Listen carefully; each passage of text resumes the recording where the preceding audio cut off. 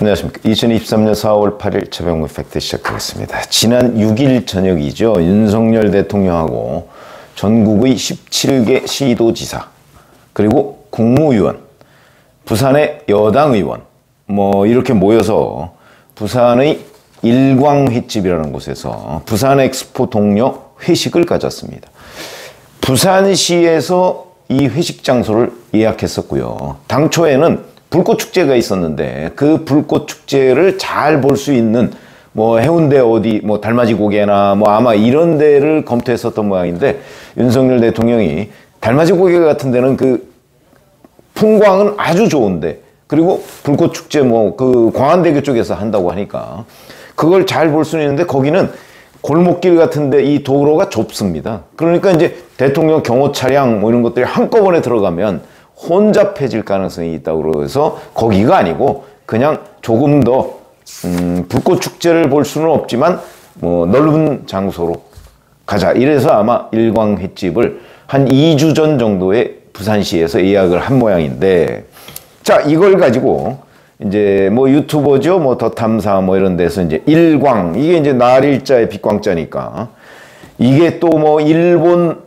우길기와 비슷한 개념, 이미지 어쩌고 해가면서 엄청나게 그 사실관계를 이제 가짜 뉴스를 퍼뜨리는 거죠. 여기 민주당 일각에서도 합류 가세를 해서 윤석열 대통령 공격을 하고 그렇게 나오고 있는데, 사실은 그 일광은요 지명입니다. 지명.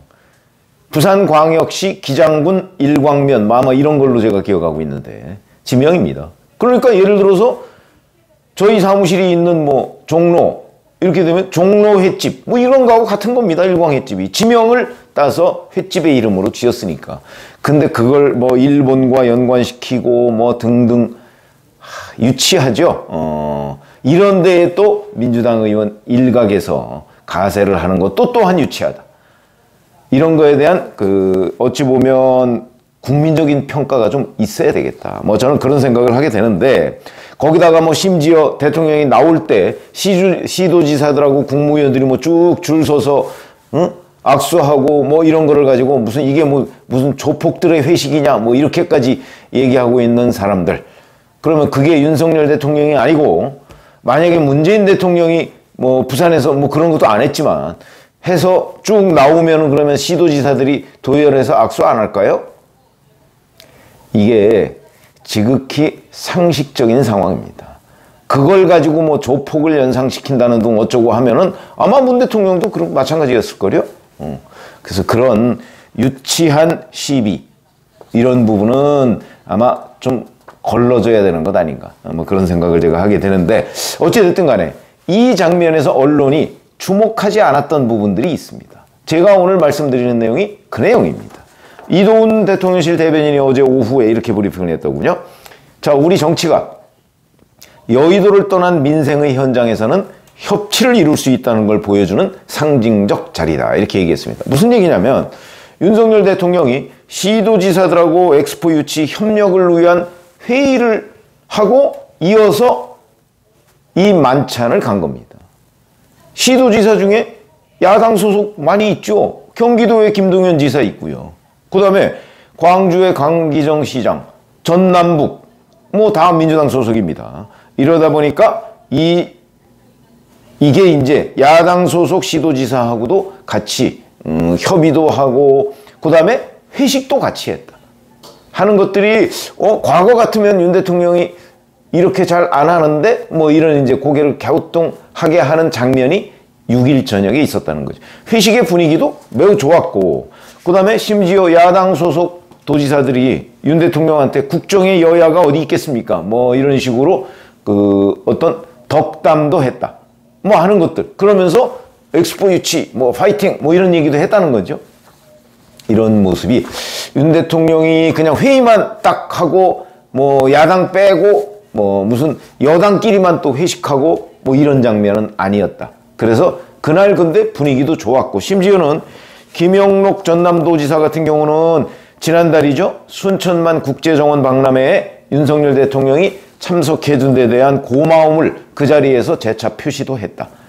김영록 전남 도지사 아시다시피 민주당 소속입니다.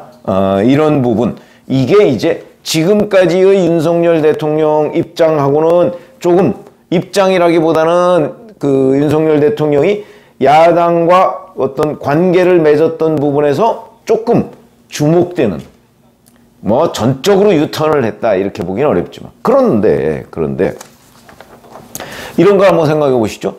최근에 강기정 광주광역시장이 김건희 여사를 광주 비엔날레 개막식과 전야제에 초청을 한 걸 두고 이제 이른바 개딸 등 강경 민주당 지지자들이 수박이냐 이렇게 강기정 광주광역시장을 공격을 했었죠. 그런데 이렇게 된 데에 대해서 대통령실은 실제 굉장히 긍정적으로 검토를 했었습니다. 그런데 이제 개딸들이 뭐 공격하고 광주에 있는 무슨 시민단체들 이런 데가 우르르 나와가지고 전부 뭐 김건희 여사 초청 안 된다 뭐 이렇게 되니까 그 강기정 시장의 입장을 고려해서 일단 개막식과 전야제에는 가지 않았죠. 그러나 여하튼 가려고 긍정적으로 검토했던 거는 사실이다. 이런 부분을 보면 윤 대통령이 자 굳이 뭐 민주당 소속이라고 해서 또는 민주당 의원이라고 해서 국정의 동반자에서 완전히 배제한다. 그 지금까지는 약간 그런 느낌이었는데 최근 들어서 한 3월 정도부터는 그런 느낌이 들지 않는다 별로. 그러면 이거는 국정의 어떤 전환점을 맞이하려고 하는 것 아니냐. 이런 분석을 저는 충분히 할 수 있다고 보고요. 그 가능성이 또 하나 이런 게 있습니다. 자, 윤 대통령이 4월 26일부터 미국을 국빈 방문하죠. 스테이트 비지트. 국빈 방문하는데 여기에 민주당의 변재일 의원을 초청했다고 합니다. 변재일 의원은 충청북도 출신 민주당 청주 출신이죠. 의원이고 범친명계로 분류가 됩니다. 그러니까 뭐 철험회나 뭐 이런 데처럼 친명 강경파는 아니고 범친명계인 것은 맞습니다. 이 범친명계인 변재일 의원, 뭐 정보통신부 차관인가요? 뭐 이런 거 했을 겁니다. 공무원 출신이죠. 같이 좀 가자 이래서 어제 강선우 민주당 대변인이 이 동행 사실을 발표를 했습니다. 그러면서 하나 좀 단서를 달았죠. 개별 의원에게 요청하기보다는 당에 공식적으로 협조를 구하는 것이 온당하다 이렇게 얘기를 했는데 뭐 이 말은 맞는 거죠. 아마 개별적으로 요청을 한 모양입니다. 변재일 의원한테. 그런데 뭐 대통령실은 이랬다는 거예요. 당에 공식적으로 요청하면 또 개딸들이 변재일 의원을 타깃으로 해서 무슨 수박이냐 가지 마라 뭐 이렇게 이제 공격을 할까봐 그럴까봐 개별적으로 변재일 의원한테 요청하고 뭐 나중에 가고 난 다음에 뭐 좀 공격을 받는 거야 뭐 어쩌겠느냐 아마 이런 생각이었던 것 같은데 글쎄요 뭐 공격을 받을 땐 받더라도 제가 보건대는 강선우 대변인 말대로 공식적으로 당에 요청을 해서 자 우리가 미국 방문을 하려고 하는데 이번에 이만저만한 일이 있고 설명도 하고 민주당에서 몇 명의 의원들이 좀 동행했으면 좋겠다. 근데 뭐 만약에 민주당이 동행을 거부한다 그러면 뭐 어쩔 수가 없지만 그렇게 공식적으로 하는 것이 맞는다. 저도 그렇게 봅니다. 물론 대통령실은 대통령실 나름대로의 고민이 있었지만 좀 더 공식화할 필요가 있다. 이번은 뭐 처음이니까 그렇다 쳐도 그래서 앞으로도 그 어떤 진짜 외교나 안보나 뭐 또는 민생 이런 문제를 다루는 데 있어서 여야가 따로 없다 하는 걸 대통령실이 보여주는 것은 바람직하다. 저는 뭐 그런 생각을 하게 됩니다. 그 다음에 민주당 출신이죠. 뭐 지금은 뭐 탈당하게 돼 있어서 이제 형식상 탈당이 된 김진표 국회의장 아마 미국을 방문하려고 하는 모양입니다. 그래서 대통령실에서 김진표 국회의장한테 대통령 전용기 이걸 사용해도 된다. 뭐 이런 제안을 했다는 보도도 있습니다. 이것도 지금까지 용산 대통령실에서 보여주지 않았던 장면이다. 전 그렇게 생각합니다.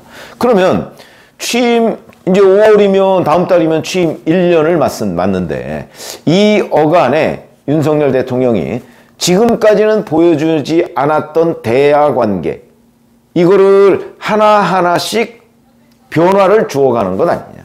물론 이거는 이제 최근 중도층이나 무당층이나 뭐 이런 데의 민심 위반이 심각하다. 아마 이런 자체 판단하에 이런 전환을 할 수도 있는 것이고 아니면 뭐 뭐 다른 여러 가지의 뭐 무슨 배려가 있을 수도 있지만 어쨌든 우리가 최근의 상황과 맞물려서 보면 윤석열 대통령은 지금 용산 대통령실과 국민의힘의 지지율, 어저께도 제가 말씀을 드렸지만 한국갤럽 조사에서도 상당히 어렵습니다. 그러니까 이런 거에 대한 어떤 민심, 뭐 이런 거를 좀 수용한 결과가 아닌가. 그래서 제가 유턴, 이런 얘기를 하고 있는 거예요. 대야 관계에서도 아직까지 조심스럽기는 하지만, 그러나 상당히 뭐든지 좀 대야 관계를 정상적인 관계로 회복해 가려고 하는 것 아닌가. 그럼 이제 이때 드는 의문이 있죠. 그럼 이재명은 어떻게 하고? 이런 부분입니다. 이재명은 어떻게 하고?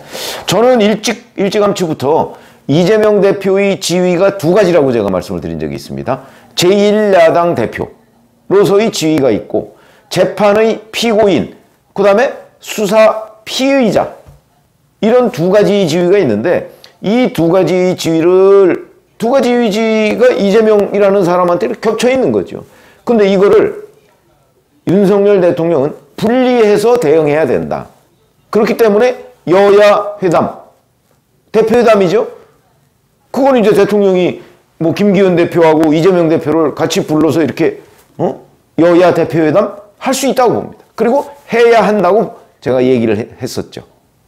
왜냐하면 이런 것들이 국민들 앞에, 아니 그러면 취임 1년이 다 되도록 제1야당 대표 한 번도 안 만나는 게 이건 기록 아니냐. 어찌됐든 간에 이거는 국민들한테 별로 좋게 비치진 않는다는 거죠. 그러나 대통령이 피고인, 재판을 받고 있는 피고인 또는 수사를 받고 있는 피의자를 만나기는 어렵다. 이 말도 맞습니다. 그러나 이재명 대표가 그런 두 가지 지위를 같이 갖고 있기 때문에 이 두 가지 지위를 가지고 있는 것 중에 하나는 난 제1야당 대표를 만난 것이다. 그게 정치거든요. 정치는 저는 그렇게 한다고 그 오랜 관찰에서 제가 느낀 그 느낌을 얘기하자면 그렇게 하는 겁니다. 그랬을 때 일반 국민들 입장에서는 재판은 재판과 수사는 그거고 대통령은 제1야당 대표를 만날 수 있어야 된다. 만나서 수사 재판과 별개로 협조할 부분은 같이 얘기를 해야 된다는 거죠.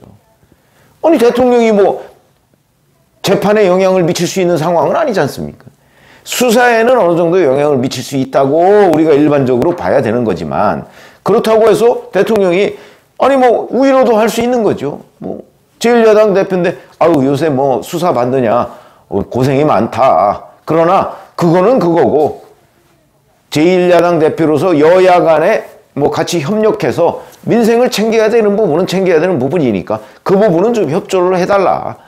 충분히 얘기를 할 수 있고 이럴 경우에 윤석열 대통령과 집권당의 지지율은 올라갈 것이라는 거죠. 올라갈 것이고 실제 또 국정이 지금보다는 훨씬 더 원활하게 갈 겁니다. 그래서 제가 그런 주장을 늘 해왔고요. 그런데 갑자기 또 뭐 이렇게 유턴을 하는 것도 좀 못쓰가긴 합니다. 그래서 이런 데에 저는 계기가 있어야 된다고 봅니다.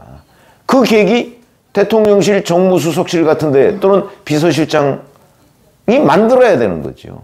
근데 마침 보면 민주당 원내대표 지금 곧 교체가 됩니다.